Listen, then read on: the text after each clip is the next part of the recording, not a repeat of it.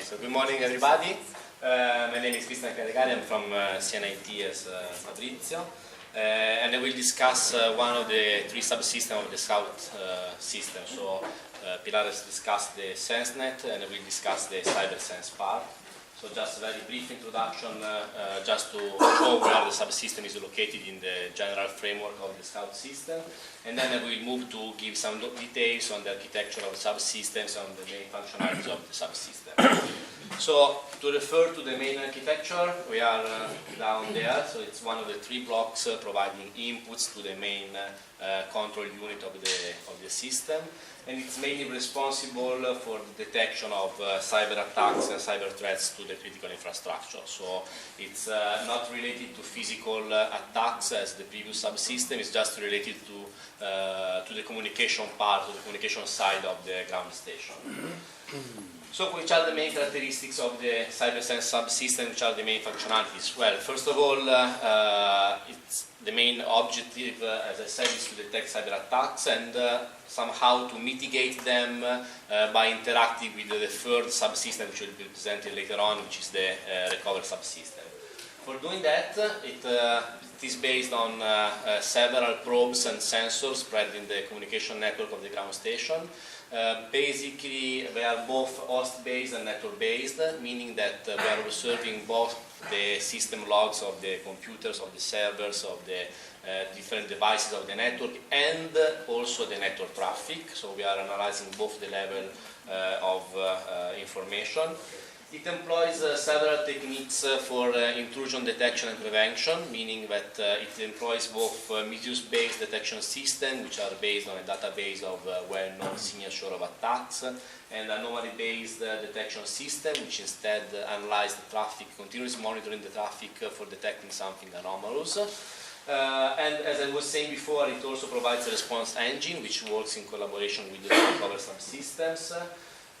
This is basically the core of the subsystem. As other elements, it also has a honeynet, which is a sort of fake network where we redirect some actor traffic when it is needed. We, of course, also make use of encryption and statistical traffic generation for masking the real traffic brought from let's say, is dropping the traffic, but also from statistical analysis point of view. By generating fake traffic, we don't permit an attacker to statistically analyze the traffic. And we also have some other functionalities like data aggregation and reduction, but I think it's a bit too much into the details. So let us see the general architecture of the CyberSense subsystems. Here in the figure, you see what we have realized in this project. So the idea was not to protect one single ground station, but it was that in general we can have an interconnection of ground stations.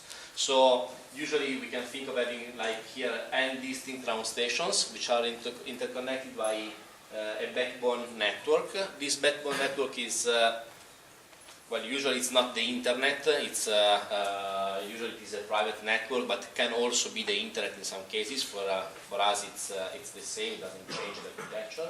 Then we think that somewhere we have the Scout main central unit to which we communicate through secure channels, and we have a honeynet on the other side. So inside each ground station, as you can see, we are thinking of having a local area network, of course, which can be wired or wireless, doesn't change the stuff. Inside this local area network, we have several elements. So first of all, we have host probes, meaning that each device of the network is equipped with some software which runs for detecting attacks and threats to the network. Then we have the network probe, which is here. In each ground station we have a distinct network probe. The idea is that the network probe is installed in a position such that it can analyze the whole traffic of the ground station, if it is possible. Otherwise we can think of having two or more network probes. So the idea is that they analyze all the traffic of the network. Then we have some elements for traffic generation. As I was saying before, this is made for masking the actual nature of the network traffic produced inside the ground station. Then we have some additional service like check if arrive, which just means that there are some machines pinging the different network services for verifying if we are running or not, if we are up or down. Then, of course, we have some firewall, which is basic stuff that we have in all the networks. Then, inside each ground station, we have a main central unit, which is not the Scout main central unit, but is the CyberSense main central unit. So we have two levels of hierarchy in the central units with different purposes. We will say something about that later on. And this central unit basically communicates to the Scout main central unit, as I was saying before, through a secure channel.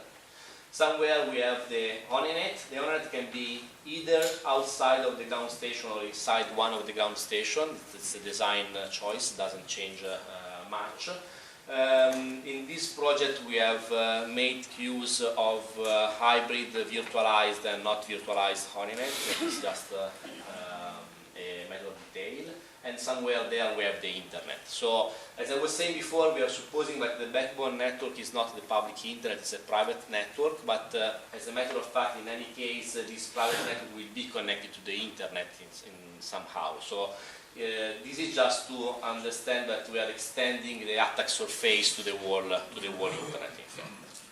So, this is the general architecture from the point of view of the communication and the networking devices. From the functional point of view, the systems works like depicted in this slide. So the idea is that the different probes, so both host probes, network probes, and all the other devices which are part of the CyberSense architecture, works collecting data, of course, analyzing traffic, analyzing system logs, and collecting data. So the first phase is the collection phase, where all these data are collected, so just recorded. Then we have a second phase, which is optional, where we can think of reducing this data, so performing data aggregation, data reduction using some statistical techniques or whatever. This is optional because if we don't have any problems in the usage of the resources, we can decide not to go for it. If we have some constraints on bandwidth or resources, capabilities or whatever, we just perform that aggregation. So third phase is the detection phase. So this is run in the CyberSense central unit. The first two steps were run in the probes instead. In the CyberSense central unit, we take the different data, we just analyze them, and we decide if there is an attack or not. So we perform anomaly detection and misuse detection, and if there is an alarm, we have the fourth phase, which is the alert phase, where we send an alert to the main central unit of the Scout system, which will invoke the recover subsystem to take some countermeasure to mitigate somehow the attack. Just going a little bit more into the details of the different techniques. I will skip all the technical details because I think that it's not interesting for all of you. If you have questions, then you can ask later on. So basically, from the point of view of the anomaly detection, the idea is that the system continuously monitors the state of the system itself, of the network itself, and looks for some anomalous behavior. Meaning that if there is something different from what is considered to be normal, it will raise an alarm. So the idea is that in this case we have different probes, probably installed in all the key points of the backbone network, of the LAN network, which will export data towards the CyberSense central unit. So these probes here just performs traffic collection, some preliminary analysis, because in some cases the first step of intrusion detection, attack detection can be performed at the probe level for those kind of attacks which are really basic and really easy to detect. Then if it is needed, we aggregate data, and when we aggregate data, we do that in a privacy-preserving way, so that the privacy of the users is well respected. And then we export data towards the CyberSense central unit, where apart from collecting the data, it will actually run the real anomaly detection algorithm, so looks for anomalies. In case an anomaly is detected, it provides an alert with the localization of the anomaly, identifiers of the flows responsible for the anomalies, so that some counteraction can be taken on the system. I don't want to give you any details about the algorithms that we have implemented, also because we are a bit late with the scheduling. So just that we have implemented some quite complicated from the mathematical point of view techniques for statistically analyzing the traffic, keeping in mind the distributed nature of the architecture and so on. So I just skip this slide. About the Meteus-based system, instead, we have implemented them basically at the host level. So we have decided to just to implement Meteus detection systems in the end devices at the end. So the idea is that we perform in this case log collection. So all the devices of the local area network of the ground station performs log collection and export this data towards the network probe, which in this case just works as a collector for data. So it doesn't take any action on this data, doesn't process them, doesn't analyze them, nothing else. Just send this aggregated data to the CyberSearch central unit, which, as in the previous case, is responsible for running the actual Meteus-based detection. We have decided not to run the intrusion detection systems on the single devices, not to overload the devices here, because we can rely on a central unit for doing that, which is there for that purpose. So, just to conclude, I am not showing you any results because the results will be shown later on another talk, so I'm skipping the part on the results. The idea is, as I said, to basically to detect attacks. The main core of this subsystem is realized by an intrusion detection prevention system, and we all know that this is of paramount importance for detecting attacks. As we said, it's an hybrid architecture providing both host-level analysis, so system logs, operating system logs, and network-level analysis, so analyzing the network traffic packets, actually. Both using anomaly detection techniques and Meteus-based techniques. So we have tried to put all the stuff together to provide the ground system and the network administrators with a quite complete tool for attack detection. And I was saying, as I was saying before, we also have some attack reaction strategies which will be shown, in fact, in the next slide. And as I said, I will tell you something on the experimental results later on, just before lunch, I think it's scheduled. So that's all. If you have any question.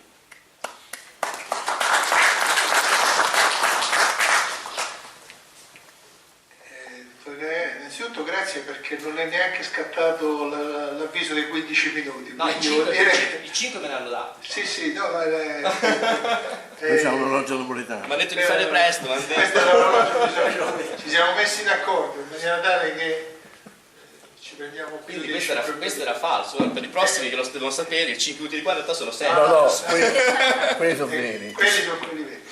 Ci sono domande? Cardone dell'ASI, quindi diretto interessato. Abbiamo partecipato con i nostri colleghi a questo progetto. No, volevo chiedere, si sente? Okay. Sì.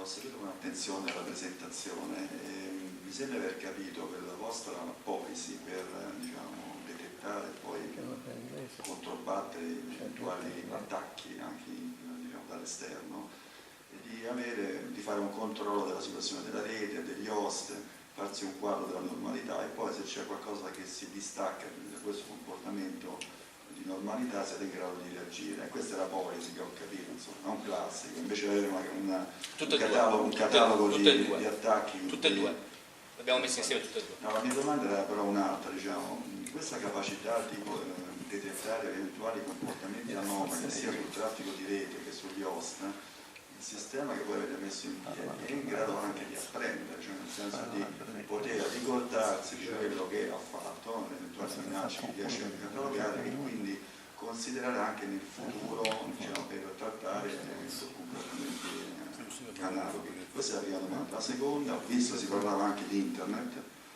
Normalmente una rete di stazione di controllo satellite sulla rete privata, insomma. Però può uscire anche su internet, per carità. In questo caso qual è la vostra architettura in termini di firewalls?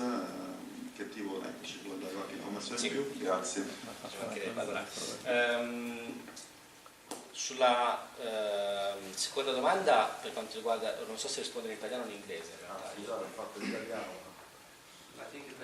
Sintesi in inglese della domanda e Risposta risposta sintetica. Vuole ripetere un attimo la domanda in inglese, molto magari condensata? Semplice, che tipo di firewall? What kind of firewall? Excuse me. Okay, I have two questions. The first question is the policy that you have to you have implemented in order to counterattack potential intrusion. So I understood that your policy is the classical one that check the kind of traffic on the network and the behavior, normal behavior, and starting from this normality of condition, you can detect the divergence and then react. Based on that, my question was relevant to the fact that if the system can learn from this experience and build upon this experience and increment its intelligence for the future attacks. This was my first question. The second question was more relevant to the interconnection with the open system of internet. Clearly for a network that interconnect ground control station is normally we go with private network for clear reasons of security. But sometimes we need to go on the outside world. In this case, I would like to have more information what kind of firewalling that you are going to implement, because there are many possibilities, as you know. So I would be interested to know how you coped with this interface with external network. Thank you very much. Okay, so just about the first question, so basically if we learn from the attacks, or if you use the knowledge of the attacks to retrain the system, let's say, to train the system, yes, because, or better, yes and no, because in the anomaly detection system we are implementing several algorithms. Some of them are supervised learning algorithms, meaning that we must train the system telling it what the normality is. And so in that case, if we want to keep trace of the attacks, we must perform the training again. But we are also implementing unsupervised learning techniques like this one, it's cumulative sum. So without going into details, in this case we don't tell the system what the normal behavior is. It's the system that just adapts dynamically to the normal behavior. So we just, when we say there is an attack, we just say, okay, this is not part of the attack, so don't take it into consideration for the normality, but keep training on the normal behavior. So we are using that. We are not using the attacks for retraining the system, because the anomaly detection system does not use attacks for training, just use normality for training. We use the attack detection, the detected attacks for retraining the misuse-based system in case. So we just produce a new signature and we feed it into the database of the misuse-based detection. Instead, about the firewall, to be honest, we have not taken it into consideration because we have assumed that all the networks already have their firewall architecture. So in the experimental setup in Matera, so in Italian Space Agency in Matera, we have taken it as it was. So for us it was an assumption that we could not touch, let's say, the firewall. Okay, thank you.